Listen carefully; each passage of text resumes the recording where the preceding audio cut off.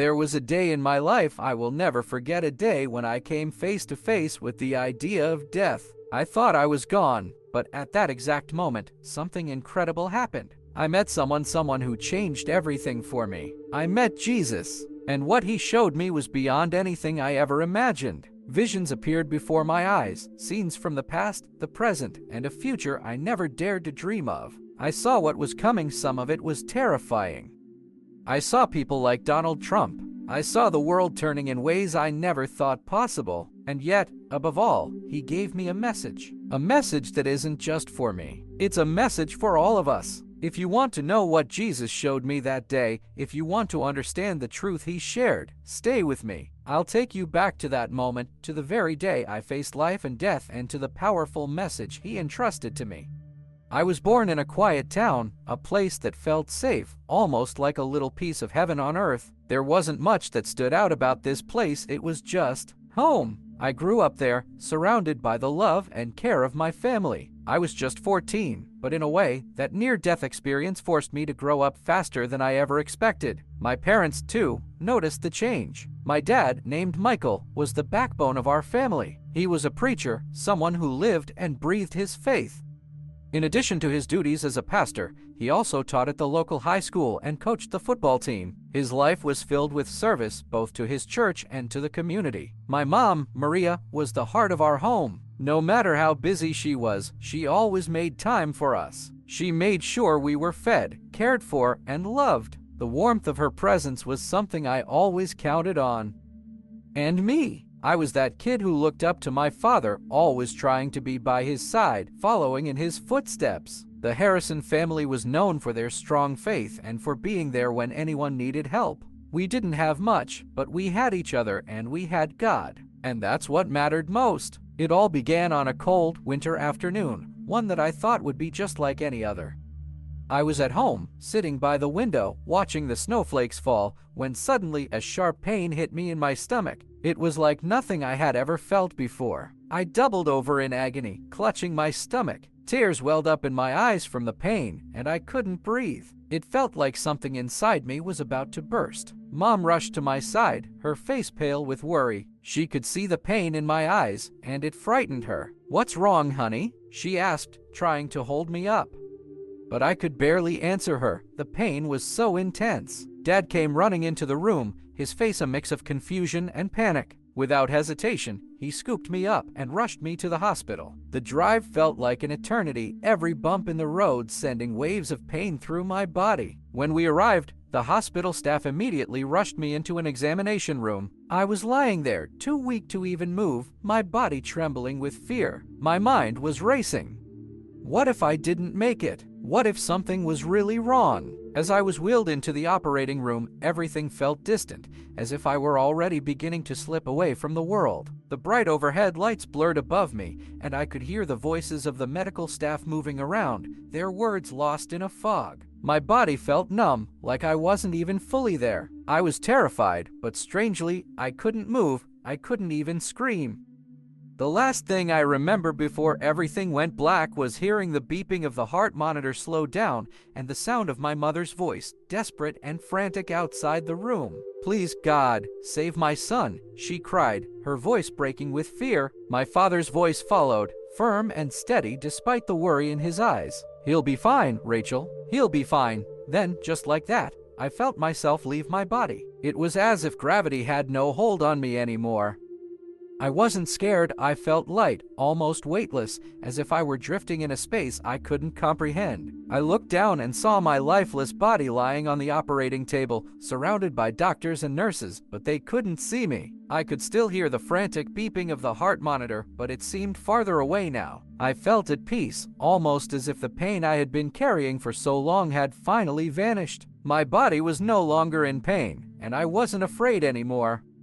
I was floating, and everything around me felt peaceful, warm, and full of light. Then, in the distance, I saw something that drew me in, a light, brilliant and soothing, pulling me toward it. As I moved closer to the light, everything around me started to change. The warmth was unlike anything I had ever felt before. The light didn't hurt my eyes. It was gentle, embracing me in a way I couldn't explain. I found myself in a vast place, more beautiful than any dream I had ever had.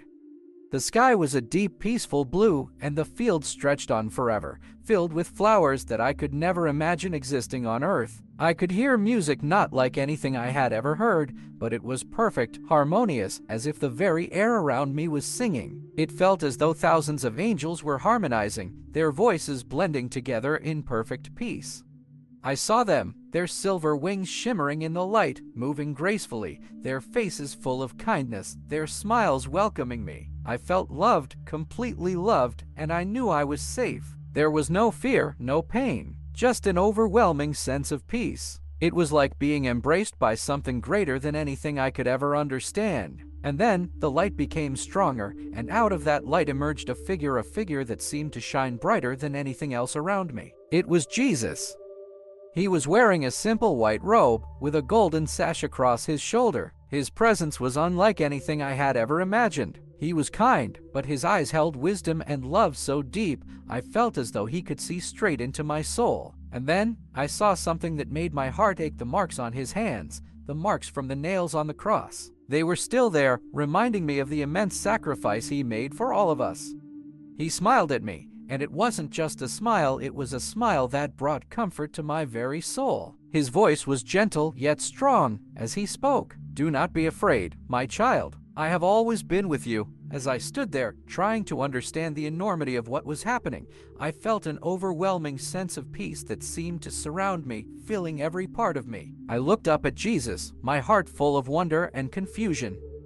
I still didn't fully understand why I was there or what it all meant. But in that moment, something deep inside me knew I wasn't alone. Jesus knelt down to my level, placing his hand gently on my shoulder. His touch was warm, comforting, as if he was telling me that everything was going to be okay. His eyes were filled with love, and his voice, though calm, carried a deep urgency. "My child," he said, his voice like a whisper in my soul, "do not fear. I have brought you here for a reason.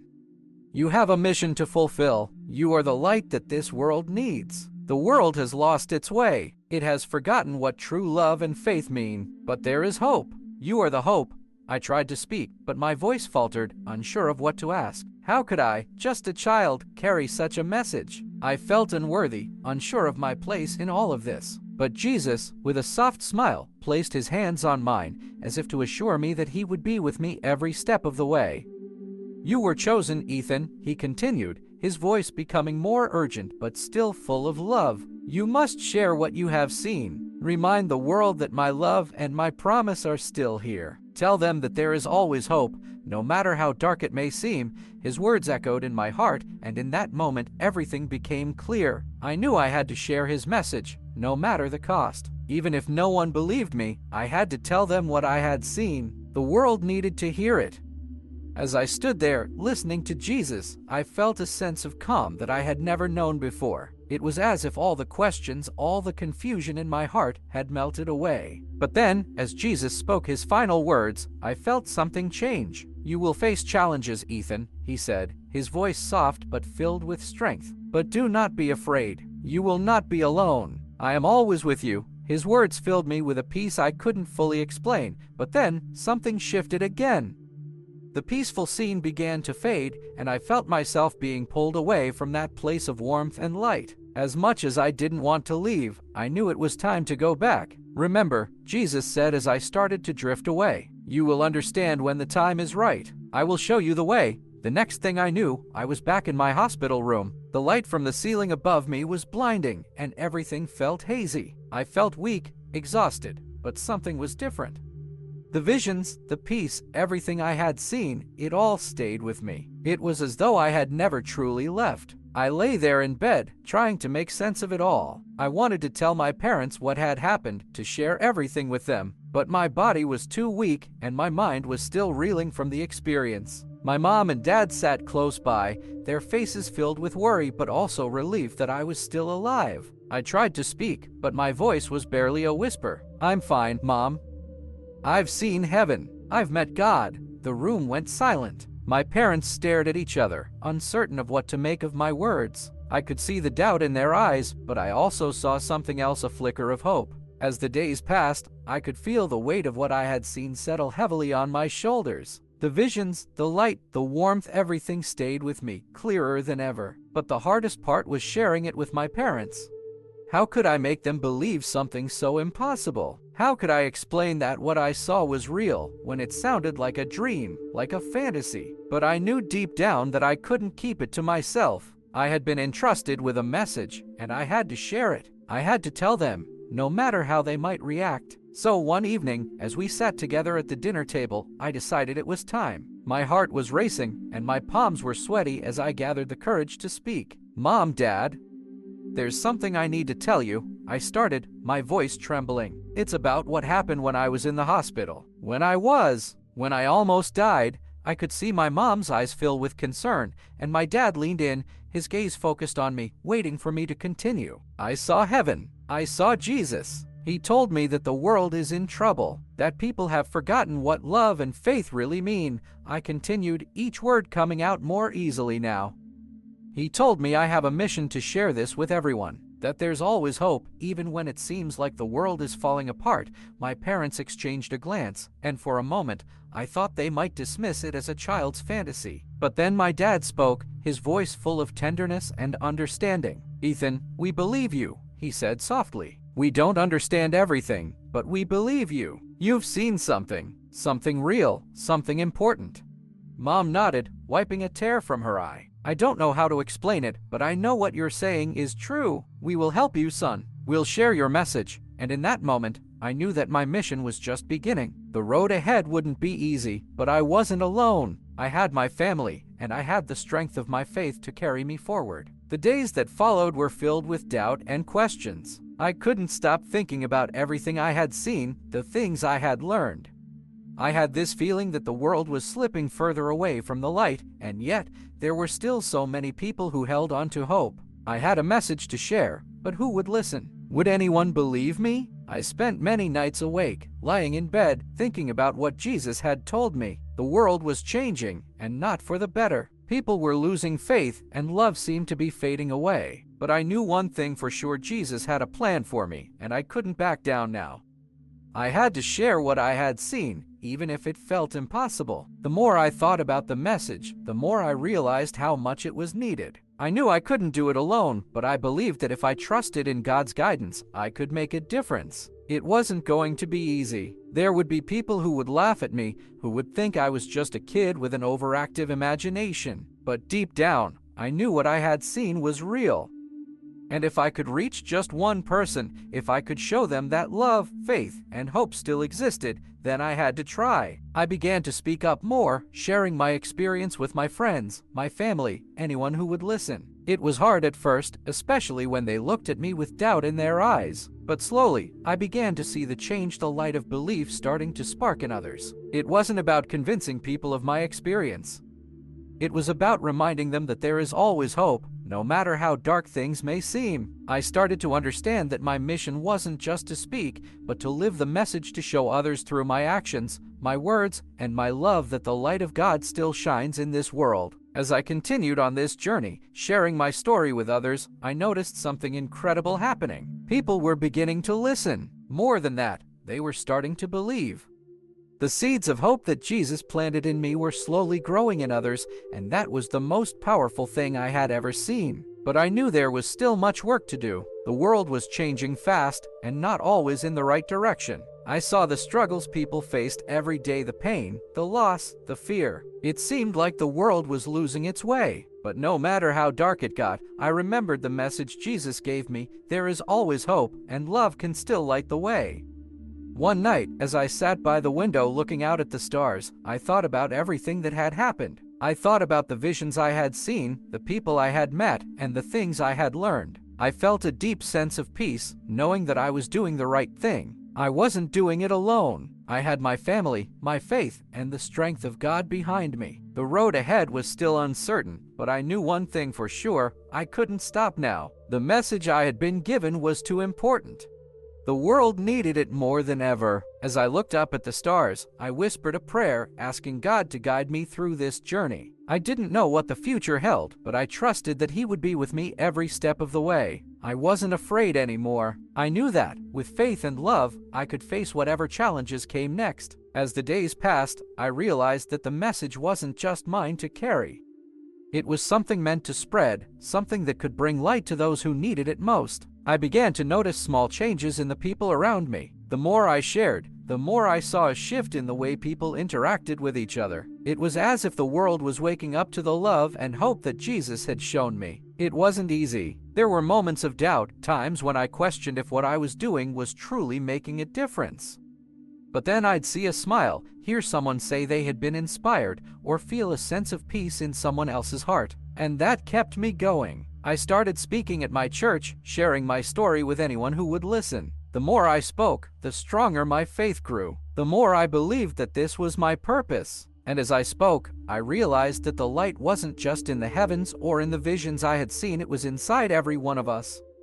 We all carried a spark of that divine love, and if we chose to nurture it, we could change the world. The more I shared, the more people came to me, asking for guidance, for hope. And I understood then, this was what I was meant to do. This was the mission Jesus had given me. I still didn't have all the answers. I didn't know what the future held, but I knew that, no matter what came, I was ready to face it. I had been given a gift, a message that could change lives.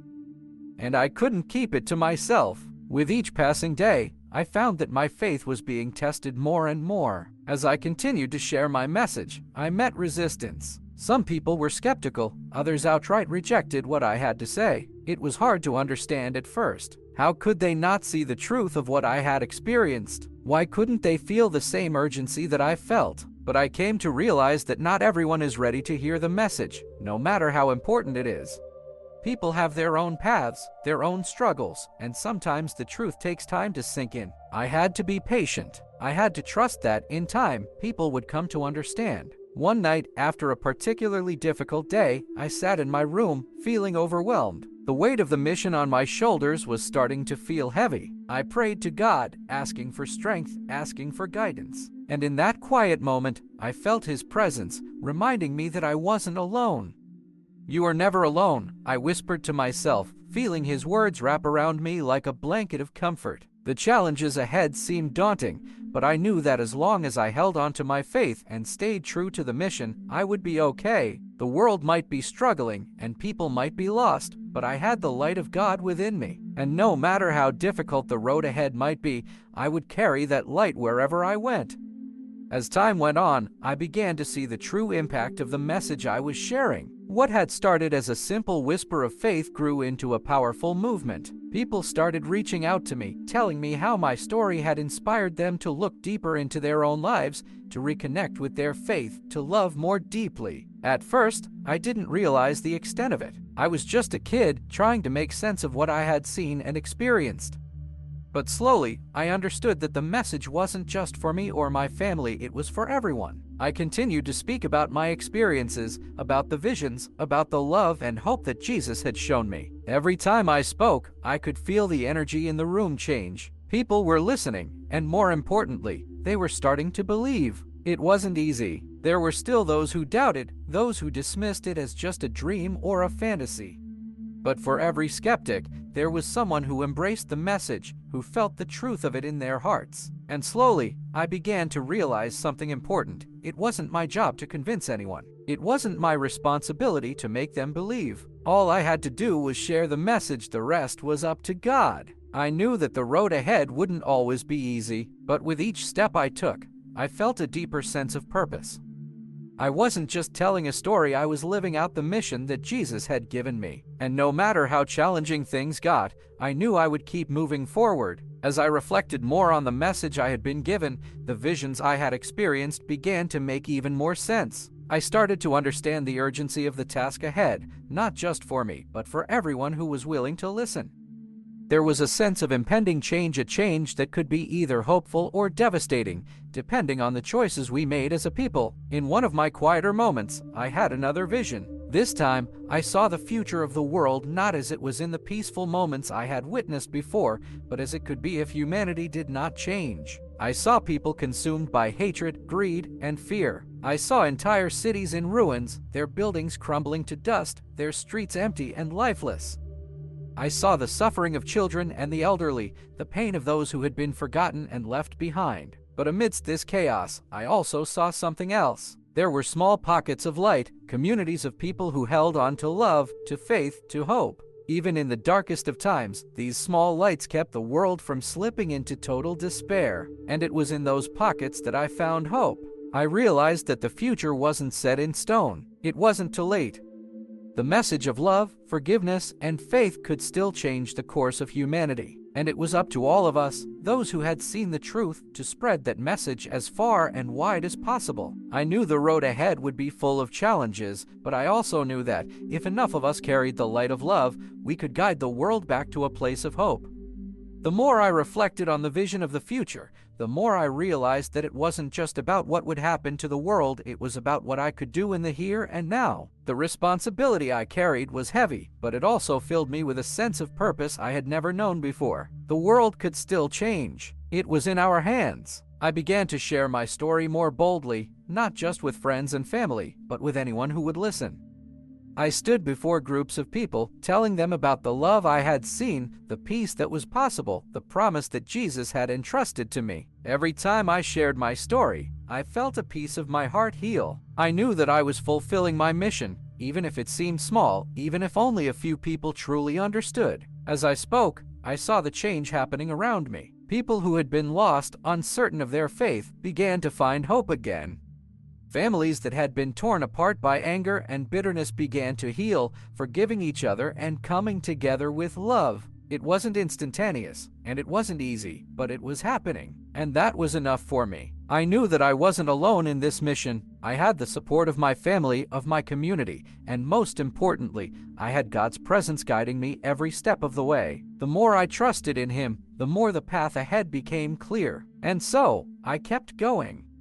Every day, I woke up with a renewed sense of purpose. Every day, I reminded myself that I was part of something much bigger than myself. And every day, I prayed for the strength to keep sharing the light, to keep spreading the message of hope and love that had been given to me. As I moved forward with my mission, there were moments of doubt, moments when I wondered if anyone would truly understand the depth of what I had experienced. I still faced resistance and confusion from those who couldn't see beyond their own perspectives. But with each passing day, I realized that it wasn't about convincing others of my story. It was about showing them that there was always hope, that no matter how dark things seemed, love and faith still existed. One evening, after another long day of speaking to people, I sat in the quiet of my room. The stillness gave me time to reflect on everything I had learned.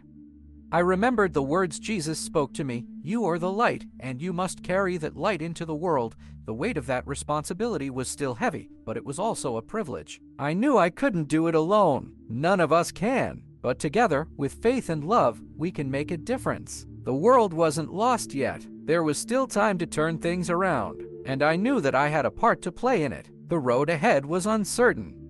But one thing was clear, I had been given a purpose, and I couldn't walk away from it. I had to keep going, even when it felt like no one was listening, even when the world seemed too broken to fix. I would keep sharing the message. I would keep shining the light. And maybe, just maybe, one day, the whole world would listen. It was then, as I looked out at the world around me, that I started to see the subtle changes that Jesus had promised. It wasn't an immediate transformation.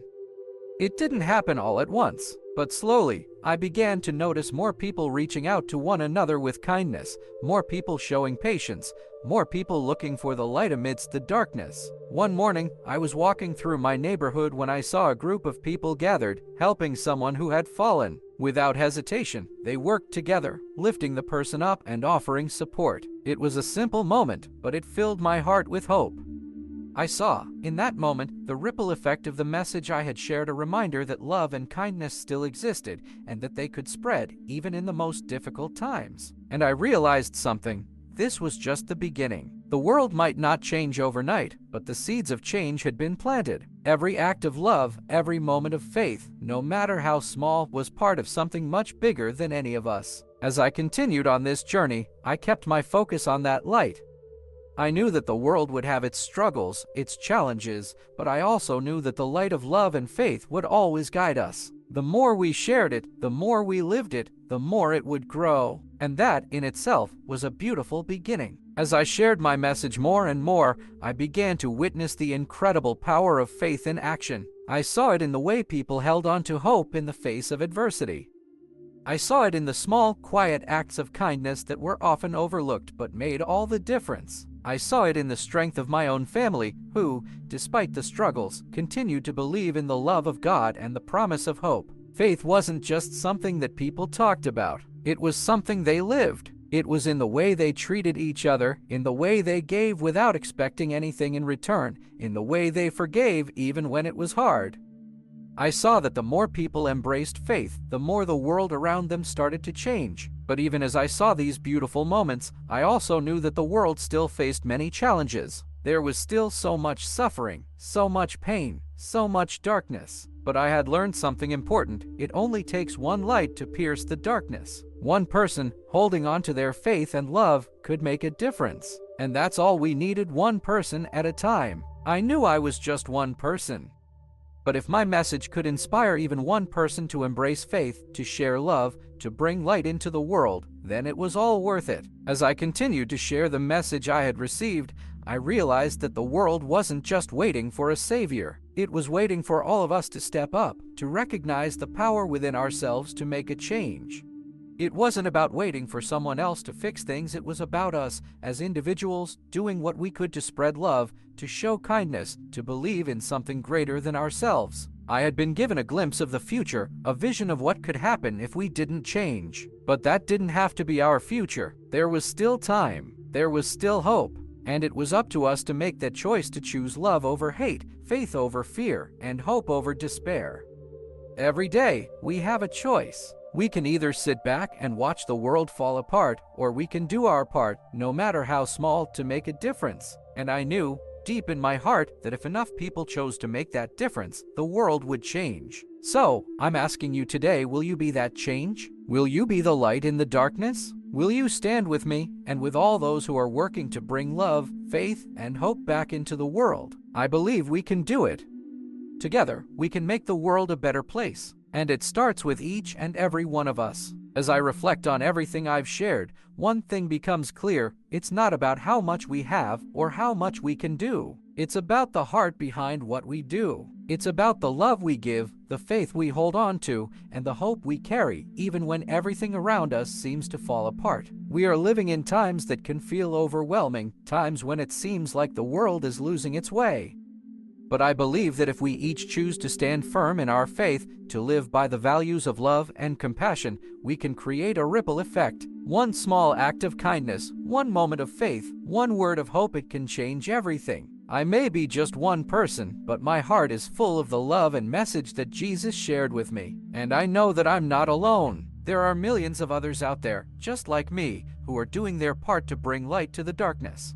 Together, we can make a difference. Together, we can change the world. So, I leave you with this: no matter how difficult things may seem, no matter how lost the world may feel, never forget that there is always hope. Love is stronger than hate, faith is stronger than fear, and no matter how dark it gets, the light will always shine through. Thank you for listening to my story.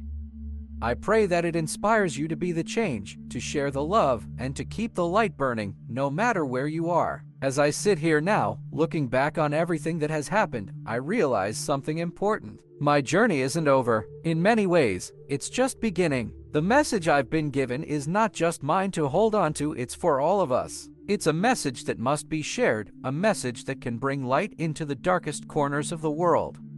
I may have experienced something extraordinary, but the truth is, every one of us has the power to make a difference. We all have the potential to love, to forgive, to help heal the brokenness we see around us. And that's what gives me hope for the future. This story, my story, may have started with a moment of fear and confusion, but it has led me to a place of clarity and purpose.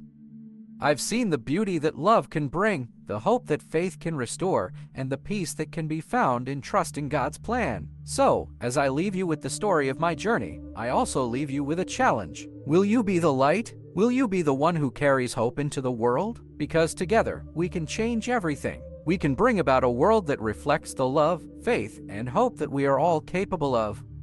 Before finishing, I want to invite you to subscribe to our channel and follow more stories like this. We have new videos every day with inspiring and transformative content for you. Don't miss the next video. I'll be back tomorrow, and I can't wait to share more with you. So, subscribe, activate the bell, and we'll see you soon.